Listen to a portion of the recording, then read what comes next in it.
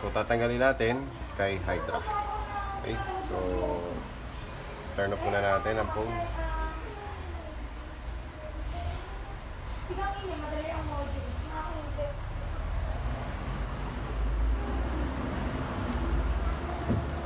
So set muna natin dito sa brand Oppo. Tapos yung kanyang model. Okay, Oppo A71, then service, FRP factory reset protection, then auto execute. So pagka ganan, hold volume down,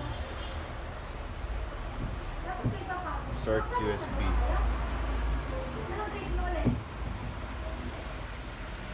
So pag humingi ng drivers at nag-fail, ulitin nyo lang. Let's go!